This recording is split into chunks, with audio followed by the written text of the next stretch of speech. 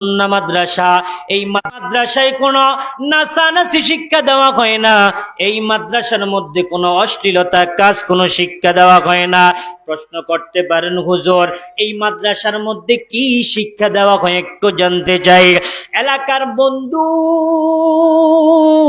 একটু গভীর রাত্রে যাইয়া মাদ্রাসার মধ্যে একটু খোঁজ খবর নিবেন। ছোট্ট ছোট্ট এই বাচ্চারা শীতের সৃজনে রাত্রবেলা ফজরের আগে উঠা ঠান্ডা পানি দিয়ে ওযু বানাইয়া আল্লাহর কোরআনটা খুলে আর পড়তে থাকে। কেন রে?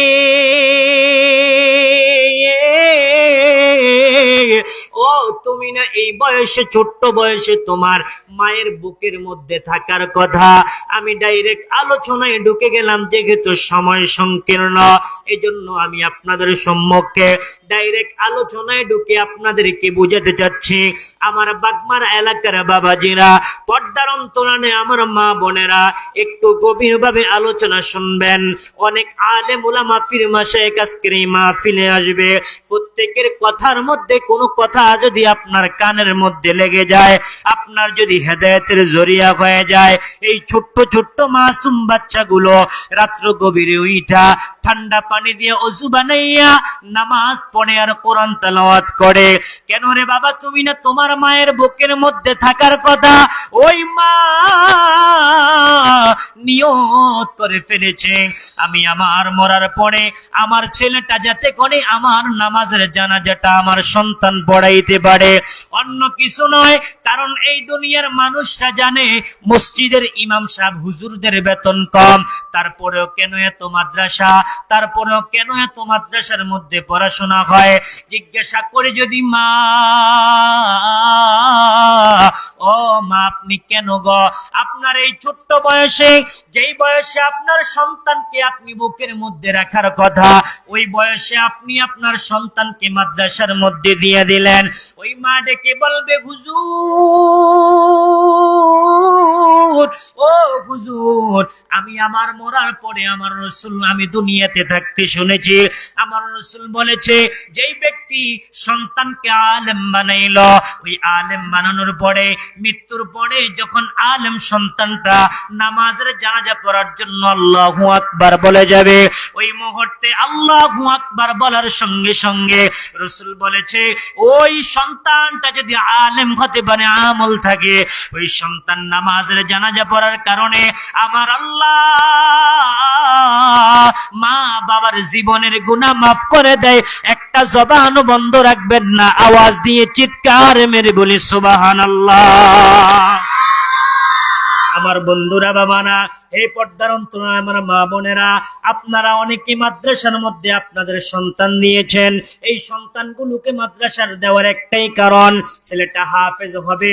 হুজুর হাফেজ হলে কি হবে?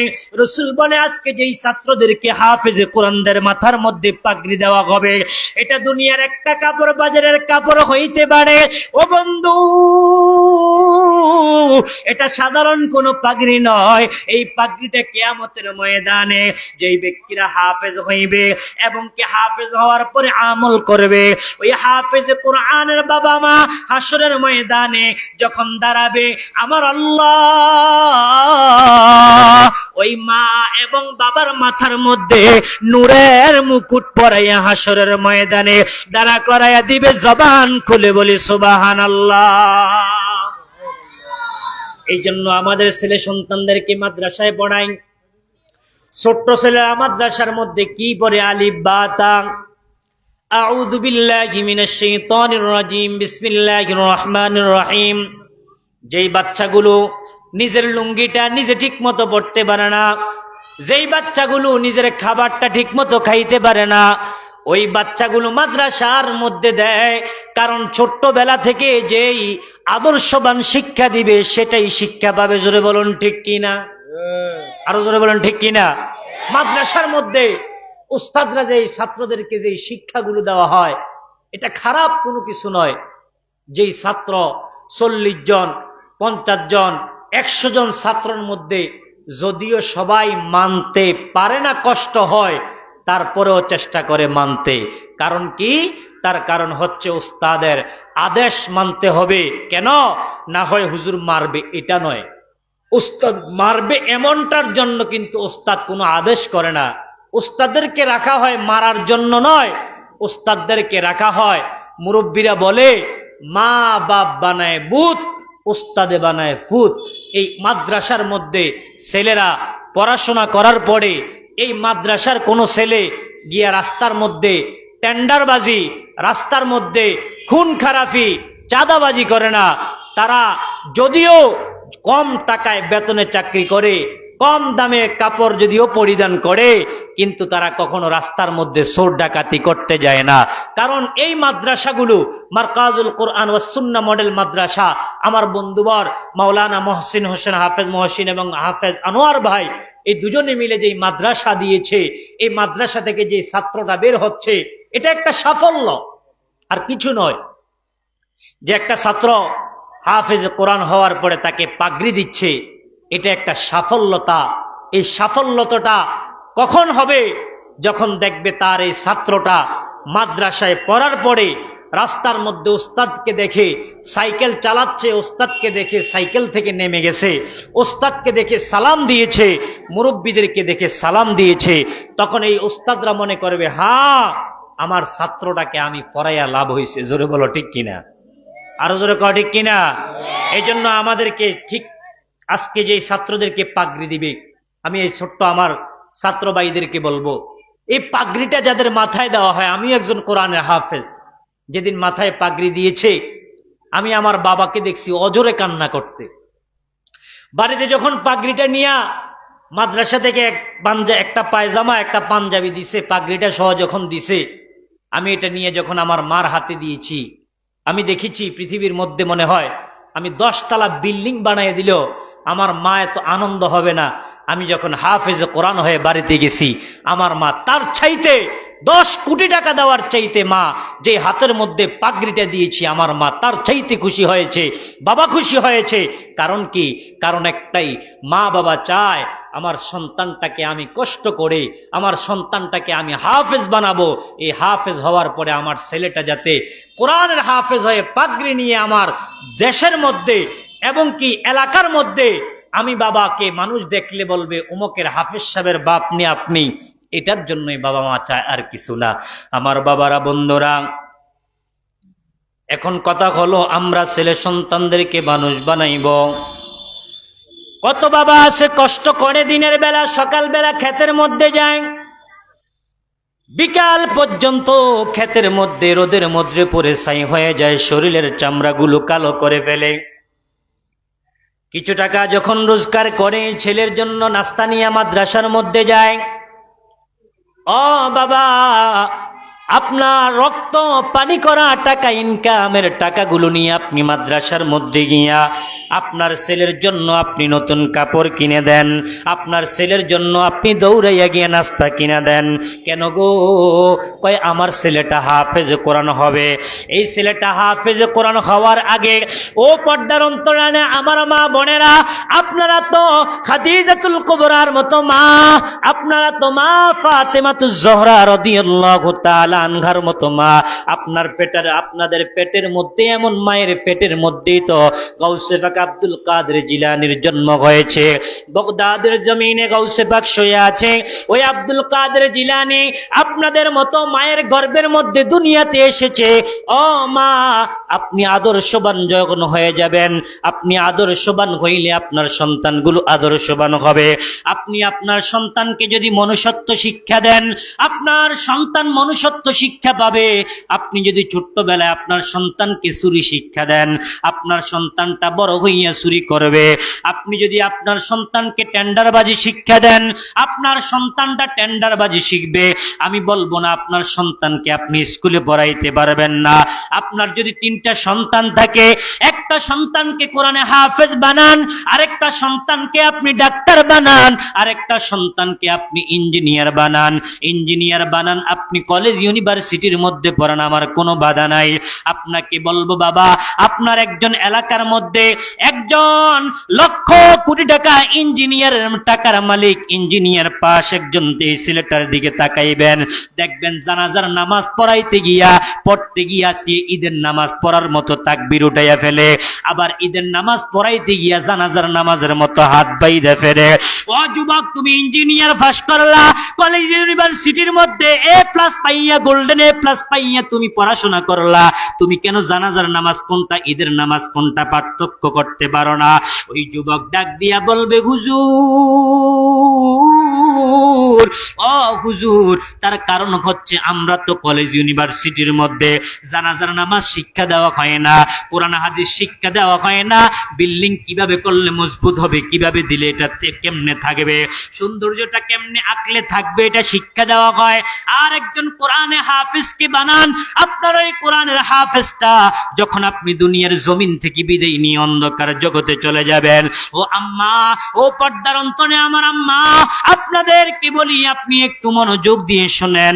আপনি যখন কোরআনের হাফেজ বানাইয়া আপনি কবর দেশে চলে যাবেন, আপনার দুনিয়াতে কোনো আমল আল্লাহর দরবারে কবুল হইল না, আপনার কোরআন তেলাওয়াত আপনার কবুল হইল না, নামাজ পড়েছেন আপনার নামাজ কবুল হয় নাই, জিকির করেছেন আপনার জিকির কবুল হয় নাই, কিয়ামতের ময়দানে আপনি জবাব কি দিবেন?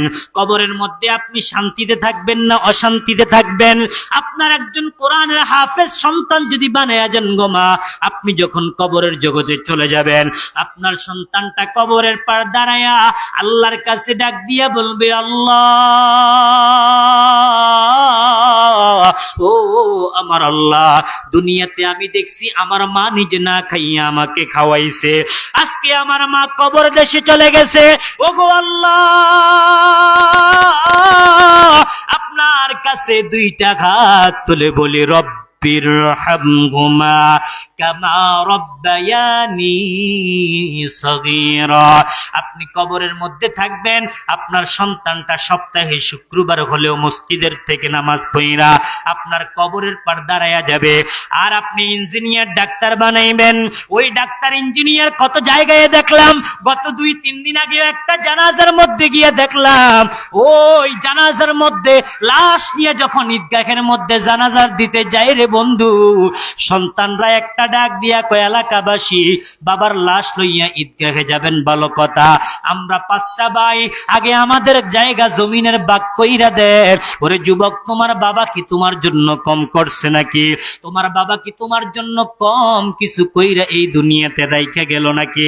আপনি ডাক্তার ইঞ্জিনিয়ার আপনি বানাবেন, কোনো সমস্যা নাই, কিন্তু দেখবেন আপনার এই ডাক্তার ইঞ্জিনিয়ার ব্যস্ততার কারণে জানাজার নামাজ যদিও পড়তে আসে, আইসা তাকবীর দিবে 3 তাকবীরের জায়গায় 4 তাকবীর, হাত উঠানোর দরকার নাই, সেই জায়গায় ঈদের নামাজের মতো হাতটা উঠাইবে।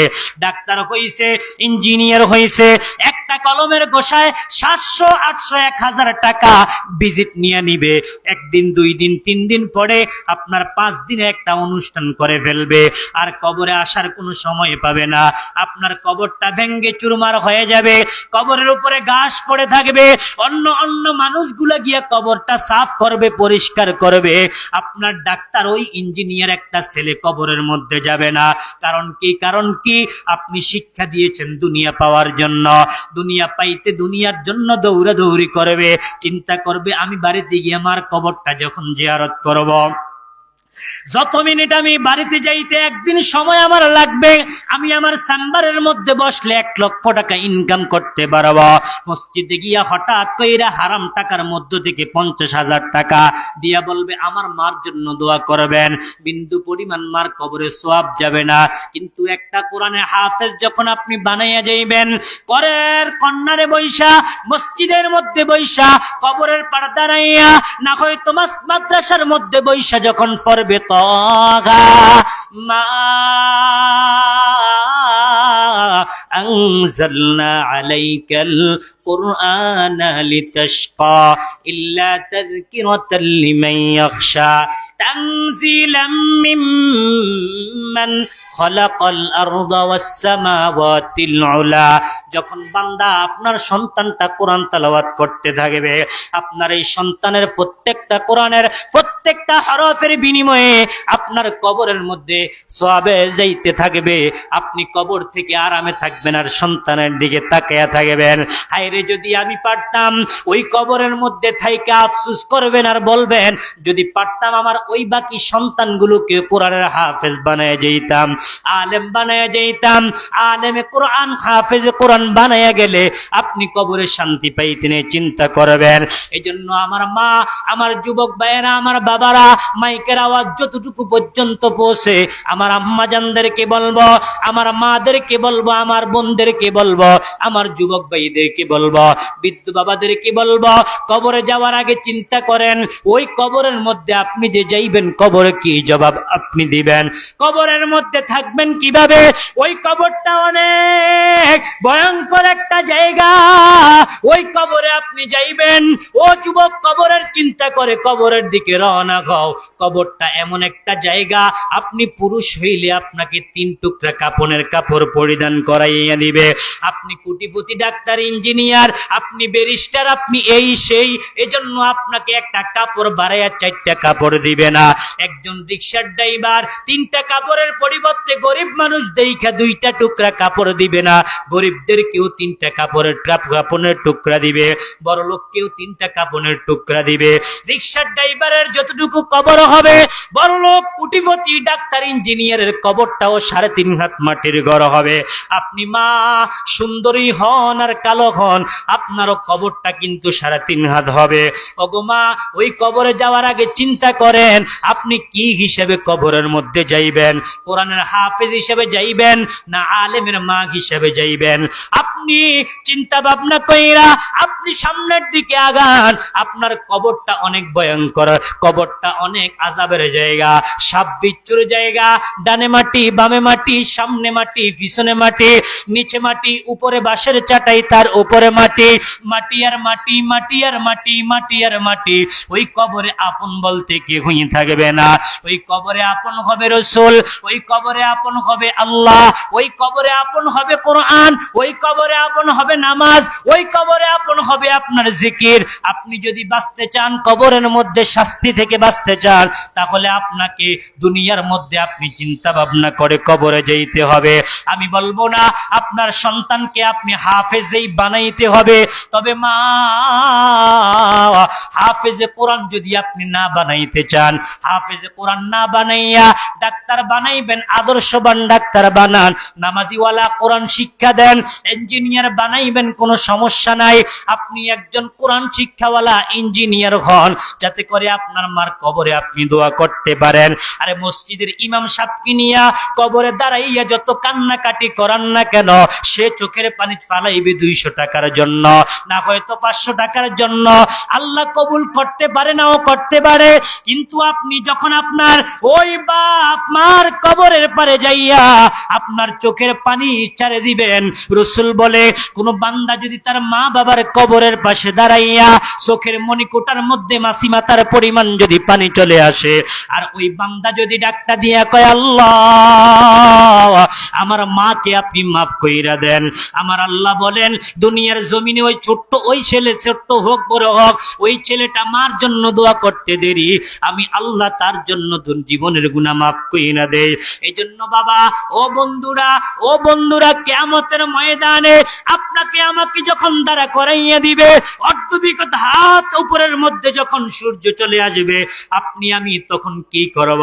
রাসূল বলে, মগজগুলো ঠাস ঠাস করে বাতের মার যেমনি উতরাইতে থাকে, টকবক টকবক করতে থাকে, এভাবে মগজগুলো উতরাইবে, জমিনটা হয়ে যাবে তামার জমিন। ওই জমিনের মধ্যে আপনি আমি দাঁড়াইয়া থাকব। রাসূল বলে, একদিন আয়েশা রাদিয়াল্লাহু তাআলা আনহা, রাসূল ঘরের মধ্যে আয়েশা রাদিয়াল্লাহু তাআলা আনহার ঘরের মধ্যে বইসা রইলেন। হঠাৎ করে আয়েশা রাদিয়াল্লাহু তাআলা আনহা তাকাইয়া দেখলেন আমার নবীজির চোখ দিয়া পানি পড়ে। হযরত মা আয়েশা রাদিয়াল্লাহু তাআলা আনহা দৌড়িয়া গিয়া বললেন, ইয়া রাসূলুল্লাহ, ইয়া হাবিবাল্লাহ নবী গো, আমি কোনো অন্যায় কোনো অপরাধ করে ফেললাম নাকি, আমি কোনো বেয়াদবি করে ফেললাম নাকি গো নবী? আপনি এখন চোখের পানিগুলো ছেড়ে কান্না করেন। আমার নবী ডাক দিয়া কয়, আয়েশা আপনি কোনো অন্যায় আমার সঙ্গে করেন নাই, আপনি কেন কাঁদেন গো নবী? আমার নবী ডেকে বললেন, ও আয়েশা, কিয়ামতের ময়দানের কথা আমার নবীর মনে পড়ে গেছে। আয়েশা বলে, কিয়ামতের ময়দান কেমন হবে? আমার রাসূল বলে, কিয়ামতের ময়দানটা সূর্য যখন কাছে চলে আসবে, জমিনটা তা আমার জমিন হয়ে যাবে। সমস্ত মানুষগুলো উলঙ্গ অবস্থায়, নারী পুরুষ ওই যে কিয়ামতের ময়দানের মধ্যে উঠবে। ওই জায়গার মধ্যে উম্মত সূর্যের তাপ সহ্য না করতে পাইরা একবার যাবে আদম নবীর কাছে, একবার যাবে ইব্রাহিম নবীর কাছে, একবার যাবে মূসা নবীর কাছে। এমনি করতে আদম নবী থেকে ঈসা রূহুল্লাহ পর্যন্ত সমস্ত নবীর কাছে যাবে। সবাই ওই সময়ে পরিত্রাণ পাওয়ার জন্য, নিজে মাপ পাওয়ার জন্য, যদিও নবীদের কোনো গুনাহ নাই, তারপরেও কিয়ামতের ময়দানে ওই অন্য নবীরা চোখের পানি চাইরা কান্না করবে আর টেনশন করবে। একজন নবী বলবে, যাও, দৌড়াইয়া যাও, নবী মুহাম্মাদুর রাসূলুল্লাহ সাল্লাল্লাহু আলাইহি ওয়া আলিহি ওয়াসাল্লামের কাছে দৌড়াইয়া যাও। সব উম্মতরা নবীকে খুঁজবে। মা আয়েশা রাদিয়াল্লাহু তাআলা আনহা বলেন, ইয়া রাসূলুল্লাহ নবী গো, ওই সময়ে আপনি নবীকে ও আপনার উম্মতেরা কই পাইবে গো নবী? আমার নবী বলে, আয়েশা আমি মাকামে মাহমুদের নিচে সিজদায় পড়ে থাকব, আর আমি আল্লাহর কাছে বলবো, আল্লাহ ও আল্লাহ, আমার উম্মতকে আপনি মাফ করে দেন, আমার উম্মতকে বাঁচান, আমার উম্মতকে আপনি বাঁচান, আপনি বাঁচান। ওই মুহূর্তে আমার আল্লাহ ডাক দিয়া বলবে, ইয়া রাসূলুল্লাহ, ইয়া হাবিবাল্লাহ নবী গো, ও মায়ের নবী, আপনার মাথা মুবারক উঠান, আপনার উম্মতদেরকে আপনি যাচাই বাছাই করে আপনি জান্নাতের মধ্যে নিয়ে যান। মা আয়েশা রাদিয়াল্লাহু তাআলা আনহা ডাক দিয়া বলে, ইয়া রাসূলুল্লাহ নবী গো, বিলিয়ন বিলিয়ন কোটি কোটি কোটি কোটি মানুষের মধ্য থেকে আপনার উম্মতদেরকে আপনি যাচাই বাছাই কেমনে করবেন? আমার নবী বলে, দুনিয়ার জমিনে যারা আমি নবীকে মুহাব্বত কইরা আল্লাহর হুকুম মাইনা 5 ওয়াক্ত নামাজ পড়ার সময় ওযু বানাইয়া ওই বান্দা নামাজ পড়লো, আর নামাজ পড়িয়া আমি নবীর মুহাব্বতটা অন্তরের মধ্যে রাখলো, কিয়ামতের ময়দানে ওই সমস্ত উম্মতের চেহারার মধ্যে, হাতের মধ্যে, পায়ের মধ্যে নূর চমকাইতে থাকবে। আমি নবী ওই মুহূর্তে ওদেরকে দেইখা দেইখা বুঝতে পারবো এরাই আমার উম্মত, এরাই যাবে আমার সঙ্গে জান্নাতে। আমি জান্নাতের মধ্যে নিয়ে যাব। যারা দুনিয়ার জমিনের মধ্যে ওযু করবে না, এখন তো সমাজের মধ্যে অনেকে ওযু করতেও জানে না, কিন্তু আপনি দেখবেন এই যে ছোট্ট ছোট্ট বাচ্চারা, যেই সমস্ত মাদ্রাসার ছাত্ররা এই যে মারকাজুল কোরআন ওয়াস সুন্নাহ মাদ্রাসার মধ্যে পড়ে, আপনি ছোট্ট বাচ্চাটা ওযু করতে দাঁড়ায় ওযু করতেছে, আপনি পাশের মধ্যে দাঁড়াইয়া যাইবেন, দাঁড়াইয়া দেখবেন আপনি কি সুন্দরভাবে ছাত্রটা ওযু করে। শুধু তাই নয়, এই ছোট্ট বাচ্চাদের দিকে আপনি যদি জানাজার লাশটা সামনে রাইখা বড় বড় বড় বড় বয়স 30 বছর 40 বছর ওয়ালা মানুষরা একা একা লাশের সামনে যাইতে ভয় পাবে, কিন্তু আপনি এই ছোট্ট সন্তানটাকে আপনি যদি বলেন, বাবা তুমি জানাজার নামাজ পড়াইতে পারবা কিনা, দেখবেন ছোট্ট বাচ্চাটা জানাজার নামাজ পড়াইতে দাঁড়াইয়া যাইবে। কে শিক্ষা দিল? কয় হুজুর শিক্ষা দিল। সালাম কেন দিল? কয় হুজুর শিক্ষা দিল। মাদ্রাসার মধ্যে ইলম শিক্ষা দেওয়া হয়, মাদ্রাসার মধ্যে কোরআন শিক্ষা দেওয়া হয়, কিভাবে জিকির করতে হবে, কিভাবে ব্যবসা করতে হবে, কিভাবে নামাজ পড়তে হবে, কোন রাস্তার কোন পাশে চলতে হবে, নবীর সুন্নাত কিভাবে মানতে হবে, আল্লাহর হুকুম কিভাবে মানতে হবে, এই জিনিসটুকুই কোরআন মাদ্রাসার মধ্যে শিক্ষা দেওয়া হয়। আমরা যদি চিন্তা করি, না রে বাবা না, মাদ্রাসার মধ্যে কয় টাকা আর বেতন পায়, কয় টাকা আর চাকরি করে, এমন যদি চিন্তা ভাবনা করেন, তাহলে কবরের মধ্যে আপনি শাস্তি ভোগ করতে হবে। কেমন শাস্তি? কেমন শাস্তি? কিয়ামতের ময়দানে ওই যে সূর্যের তাপে জমিনটুকু তামা মানুষগুলো গরম হয়ে যাবে, ওই দিক দিয়ে জাহান্নাম আওয়াজ দিবে, আল্লাহ তোমার নাফরমান বান্দাদেরকে আমার ভিতরে দাও। পেটের ক্ষুধার নিবারণ সহ্য হয় না, ক্ষুধা ক্ষুধা ক্ষুধা, জাহান্নামীদেরকে আমার কাছে দিয়া দেন গো আল্লাহ। ওই দিক দিয়ে জাহান্নাম দৌড়িয়া হাসরের ময়দানের দিকে আসতে থাকবে, একদিক দিয়ে সূর্যের তাপ পড়তে থাকবে। আল্লাহ তাআলা ওই কিয়ামতের ময়দানে শুধু যে সূর্যের তাপ মানুষের উপরে পড়বে তা না, একদিক দিয়ে জাহান্নামের চিৎকার, অন্য দিক দিয়ে আবার জাহান্নামের চিৎকারের পরে সূর্যের তাপ। ওই মুহূর্তে আমার আল্লাহ চিৎকার মেরে কাখারিয়াতের রূপ নিয়ে বলবেন, লিমানিল মুলকুল ইয়াউম লিল্লাহিল ওয়াহিদিল কাহ্হার। আহারে চেয়ারম্যান, আহারে মেম্বার, আহারে এমপি মন্ত্রী, ক্ষমতার বড়াই দিয়া দুনিয়ার জমিনে কত কিছুই না তুমি করলা, এলাকার মধ্যে তোমার ধন সম্পদ আছে, তুমি কতই না বড়াই করলা। কিয়ামতের ময়দানে আল্লাহ বলবে, কে আছো? লিমানিল মুলকুল ইয়াউম, আজকের এই দিনের মালিক কে আছো? দাঁড়াও। ওই কিয়ামতের ময়দানে কোনো আওয়াজ আসবে না। আল্লাহ বলবেন, লিল্লাহিল ওয়াহিদিল কাহ্হার, আজকের এই জগতে এই যে হাসরের ময়দানের মালিক আমি, কেউই কোনো কথা বলতে পারবে না। আমার নবী সুপারিশ করবে। এই জন্য নবীর সুপারিশ পাওয়ার জন্য ও আমার বাবাজিরা, ও আমার পর্দার অন্তরালের আমার মা বোনেরা, আপনাদের কি শেষ সময় একটা কথা আমি বলে যাই। নবীর সুপারিশ যদি পাইতে চান, নবীর একটা ঘর আছে দুনিয়ার জমিনে। ওই যে মসজিদ হলো আল্লাহর ঘর, খানায়ে কাবা বাইতুল্লাহ হলো আল্লাহর ঘর, আর মাদ্রাসা হলো আমার নবীর ঘর। ওই নবীর ঘরের মধ্যে আপনি একটু একটা মাদ্রাসাতে একটা ছাত্র দেন, যদি আপনার সন্তানদেরকে ছাত্র দিয়া হাফেজ বানাইতে না পারেন, আপনার আত্মীয় স্বজন কাউকে হাফেজ বানান, আপনি তাও পারেন নাই, ওই ছাত্রদেরকে দেখলে মোহাব্বত কইরা কলিজার মধ্যে বুকের মধ্যে জড়াইয়া একটা একটু আদর কইরা দেন। আর যদি তাও না পারেন, ওই সন্তানটাকে আপনি একটু মোহাব্বত করেন।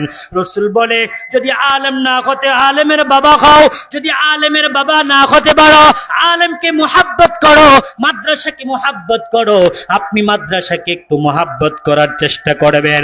আপনার বাসায় এই যে বাগমারা বাজারের মধ্যে এই মারকাজুল কুরআন ও সুন্নাহ মাদ্রাসা, আপনি দৌড়ে একটু মাদ্রাসার মধ্যে যাইবেন, ওই মাদ্রাসাটা একটু দেখবেন, মাদ্রাসার কি প্রয়োজন আপনি একটু খোঁজ খবর নিবেন। আপনার ছেলে বিদেশে লক্ষ কোটি টাকা কামাই করে, মাসে 1 লক্ষ টাকা কামাই করে, আপনার খরচের টাকা কতই না দেয়, কত রোগ ব্যারামে 10,000 15,000 টাকা চইলা যায়। এই সমস্ত মাদ্রাসায় আইসে একটু খোঁজ খবর নিবেন। হুজুর, আমার ছেলেটা বিদেশের মধ্যে অভাব অনাটনে আছে, বিদেশের মধ্যে কাগজপত্র হইতেছে না, নেন আপনার মাদ্রাসায় আমি ছাত্রদের জন্য এক বেলা খাবারের টাকা দিয়ে দিলাম। না হয়তো আমি মাদ্রাসার একটা ফ্যান নষ্ট, আমি একটা ফ্যান দিয়ে দিলাম। কোন ছাত্রটা এতিম? আপনি মনে করবেন এই মাদ্রাসাগুলো প্রাইভেট মাদ্রাসা, এই মাদ্রাসায় কোনো এতিম নাই। না না বাবা, এই মাদ্রাসাগুলোর মধ্যে এতিম অনেক সন্তান আছে, যাদের বাবা রিক্সা চালায়, 2,000-3,000 টাকা দিতে পারে না। আজ থেকে 8 বছর আগে একটা কুমিল্লা একটা মসজিদের মধ্যে আমি যখন ইন্টারভিউ নেওয়ার জন্য গেলাম, 2টা ছেলে আসলো, আইসা বলতেছে, হুজুর আমরা ইন্টারভিউ দিব। দেখলাম ছেলেগুলার পাঞ্জাবিগুলো একবারে কালো হইয়া আছে, চেহারার মধ্যে কোনো সৌন্দর্য নাই, কিন্তু চেহারার মধ্যে নূর চমকাইতেছে। আমি বললাম, কি তোমরা এত ছোট্ট মানুষ, কি তোমরা তারাবির ইন্টারভিউ দিবা? ছোট্ট ভাই ডাক দিয়া কই, হুজুর আপনি প্রশ্ন করেন দেখি তো আমরা জবাব দিতে পারি কিনা। মসজিদের সভাপতি, মসজিদের ক্যাশিয়ার বসে রইল, আমিও পাশের মধ্যে, আরো 2 জন হাফেজ সাহেব বসে রইল। যখন এই ছোট্ট বাচ্চাটা কোরআন তেলাওয়াত শুরু করলো, ও বন্ধু, মনে হচ্ছে আসমান থেকে কোরআন নাজিল হচ্ছে। এজন্য আমি বলবো, কোরআন তেলাওয়াত একটু শোনার জন্য মাদ্রাসাগুলো আপনি দেখেন, ওই মাদ্রাসার মধ্যে কি প্রয়োজন আছে, ওই মাদ্রাসায় কি লাগে, একটু খোঁজ খবর নেন। 1 টাকা দিতে পারেন আর না পারেন, আপনি একটু যাইয়া মাদ্রাসার খোঁজ খবর নেন। যেমন ভাবে আজকের এই এলাকার মধ্যে হাজার হাজার মানুষ আছে, দোকানের মধ্যে গেলে দেখবো মানুষের অভাব নাই, চা দোকানের মধ্যে আড্ডা দেওয়ার মতো মানুষের অভাব নাই। চা দোকান তো এখন মাদ্রাসার চাইতে বড় শিক্ষালয় হইয়া গেছে। হোটেলগুলোতে এখন মুফতি সাহেবের অভাব নাই, বিভিন্ন জায়গায় ইমামতির থেকে ইমাম সাহেবের চাইতে আরো বড় হইয়া যায়। যুবকরা দোকানের মধ্যে বইসা লেকচার মারে, নামাজ পড়তে আসে না, কয় হুজুর লুঙ্গি বালানা, যদি ডাকসারি ভাই লুঙ্গি নিয়ে আসছি, কয় হুজুর পছন্দ হয় না। কিন্তু বাবা হুজুর দিয়া কি করবা, তুমি মসজিদের মধ্যে যাও না, কয় হুজুরে কালা টুপি পরে, এই জন্য আমি নামাজ পড়বো না। সাদা ফরুক আর কালা ফরুক আর হলুদ ফরুক আর লাল ফরুক, তোমার এত কিছুর কি প্রয়োজন, তুমি নামাজ পড়তে যাও।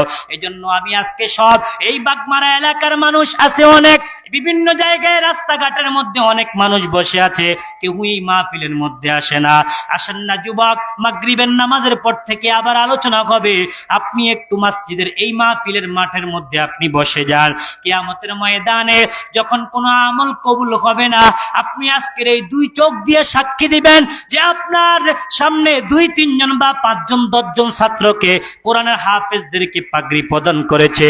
আপনি মুখের মধ্যে বলবেন আর বলবেন মারহাবা মারহাবা, আপনি এই কথাটুকু বলবেন না, হয়তো চোখ দিয়ে আপনি তাকাইয়া থাকবেন। কিয়ামতের ময়দানে এই হাফেজ কোরআন যখন জান্নাতের মধ্যে যাইবে, ওই সময়ে আপনার সঙ্গে যদি দেখা হইয়া যায়, আপনি যদি বলেন তুমি হাফেজ হইছ বাগমারা মারকাজুল কোরআন ও সুন্নাহ মাদ্রাসা থেকে, আমি তোমার যেদিন পাগড়ি দিয়েছি ওই দিন আমি উপস্থিত ছিলাম, তুমি কত সুন্দর কোরআন তেলাওয়াত করছ, এই সময় ওই হাফেজ কোরআন জিজ্ঞাসা করবে আপনি কি জান্নাতি না জাহান্নামী। যদি আপনি বলেন জাহান্নামী, ওই হাফেজ কোরআন আল্লাহর কাছে বলবে, আল্লাহ ও আল্লাহ, আমার এই ভাইটা, আমার যেদিন কোরআনে হাফেজ হয়েছি ওই দিন পাগড়ি দিয়েছে, আমার ভাইটা মাহফিলের মধ্যে বৈশা আমার পাগড়িটা দেখছে আর আমার জন্য দোয়া করছে, জানি না রে আল্লাহ কোন কারণে জানি জাহান্নামে বোঝাইতেছে। আল্লাহ আপনি জান্নাত দিয়ে দেন না, হয়তো আমি জান্নাত যাব না। আল্লাহ তাকে জান্নাত দিয়ে দিবে। কত যুবকের মা নাই, কত বৃদ্ধর বাবা নাই। আজকের এই মাহফিলে এই মসজিদের পাশে কবরস্থানে অনেক মা ঘুমাইয়া রইছে, অনেক বাবা ঘুমাইয়া রইছে, কোটি কোটি মুঠ মন মাটি বুকের মধ্যে লইয়া এখানের মধ্যে ঘুমাইয়া রইছে। কেমন আছে জানি না। আমেরিকার খবর নিতে পারি, দুবাইয়ের খবর নিতে পারি, কবরের 2 হাত 3 হাত দূরের জায়গা, মা বাবা কেমন আছে এই খবরটা নিতে পারি না। ও আব্বা, আপনি একটু কবরের পার দাঁড়াইয়া আপনার মা বাবার জন্য দোয়া করেন, কারণ আপনার মা বাবা আপনার জন্য কতই না কিছু করছে। আহারে, নিজে না খাইয়া বাবা সন্তানদেরকে খাওয়াইতো, মা নিজে না খাইয়া সন্তানদেরকে খাওয়াইতো। রাত্রিবেলা বাবা মা আরামে না ঘুমাইলেও সন্তানকে আরামে ঘুমাইতে দিত। ওই বাবা আজকে কবরের মধ্যে পইরা রইছে। সপ্তাহে শুক্রবারে যান না, সপ্তাহে কোনোদিনও যান না। একটু বলবো বাবা কবরের পার যান, কবরের পার দাঁড়াইয়া আপনি চোখের পানি চাইরা কান্না করেন। আপনি যদি কবরের মধ্যে যাইয়া আপনার মাকে আপনি জীবনে কত কষ্ট দিছেন, ধমক দিছেন, মা কতদিন পর্যন্ত চোখের পানিগুলো চাইরা কান্না করছে, আপনি সন্তান কোনোদিন মার কাছে মাপ চান নাই। আজকে মা দুনিয়াতে নাই, মাহফিলের কোনো কথা যদি তোমার কানে যায় রে যুবক, ও যুবক, তোমার পায়ে দহিরা আমি বলে যাই, তোমার পাওটা আমার কাছে দাও, আমার জিহ্বাটা দিয়ে তোমার পাওটা পরিষ্কার কইরা দিয়া বলবো, যাও না তোমার মার কবরের পার দাঁড়াইয়া চোখের পানি চাইরা কান্না করো আর বলো, মালিক দুনিয়াতে আমি আমার মার সঙ্গে খারাপ ব্যবহার করেছি, আপনি আমার মার কবরটা জান্নাতের বাগান বানাইয়া দেন। আপনি যখন কান্না করবেন, আল্লাহ যখন আপনার মার কবরে আযাব মাফ করে দিবে, কবর থেকে মা আপনার জন্য দোয়া করবে। আপনার যেই ব্যবহারের কারণে মা মনে কষ্ট পাইছে, বাবা মনে কষ্ট পাইছে, সেটা আল্লাহ তাআলার কাছে বইলা আপনার এই বিদায় লগ্নে, আপনার এই সেই সময়ে আপনার মা বাবা আপনাকে মাফ করে দিবে।